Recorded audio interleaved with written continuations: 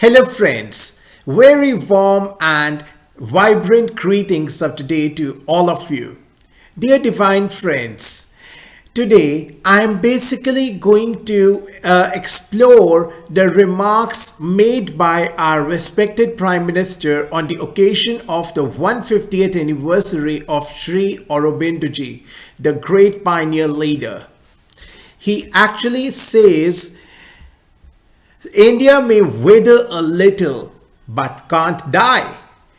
He says this amid the conflict or the situation of turmoil going on between India and China on its borders, that is the LAC row, line of actual control row.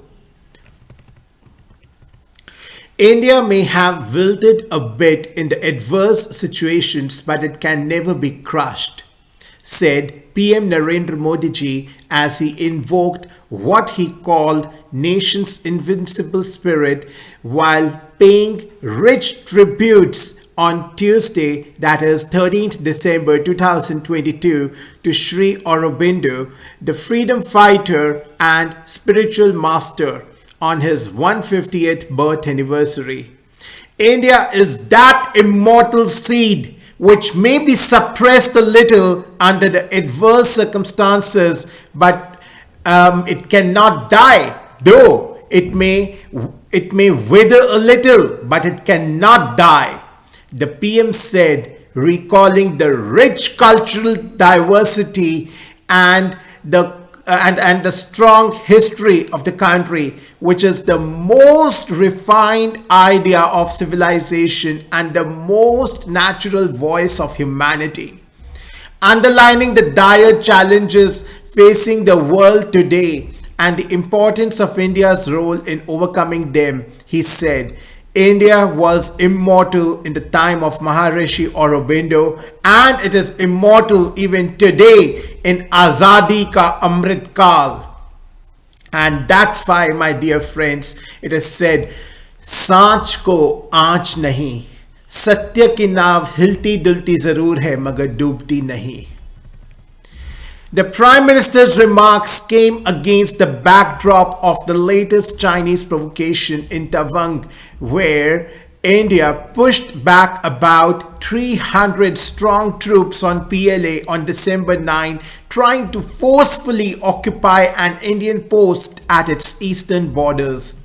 The Prime Minister placed his invocation of India's indomitable inner strength in the context of Shree Aurobindo's ardent belief in the country's destiny and potential to be a dominant power not just in Asia but globally. He emphasized on making India a developed nation carrying along all sections of the society inspired by the ideals of Shree Aurobindo. The PM added that it is the life of Shree Aurobindo ji that inspires and embodies another strength that India possesses, which is also one of the 5 pleasures, that is, freedom from the mentality of slavery. When motivation and action meet, even the seemingly impossible goal is inevitably accomplished. Nations' successes in the Amrit Kal today and the resolution of Sabka Prayas are proof of this, the Prime Minister said. Modi ji said Aurobindo's life is a reflection of Ek Bharat, Shresht Bharat concept, and his ideals have inspired the generations. Shree Aurobindo ji's life has been such a big motivation, and he was such a personality whose life had a modern scientific temper, political rebelliousness, and a sense of the divine as well. So these 3 main traits, that is, modern scientific temper, political rebelliousness, and a sense of the divine, are the 3 main ingredients of success for a charismatic leader. That's why he is alive even today in all of our hearts.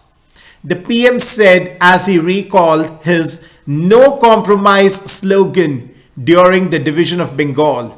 So his ideological clarity, cultural strength, and patriotism made him a role model for the freedom fighters of that time, Modi ji said, and pointed out that the country has embraced these values in its journey of developed India. So, my dear friends, it's such a wonderful piece of article which tells us the great inspirational insights from the life of Shree Aurobindo ji, and how our respected leader Shri Narendra Modi ji is trying to inculcate and basically incorporate them in today's scenario of the Indian economy, and he is very successfully applying them at his best possible capacity.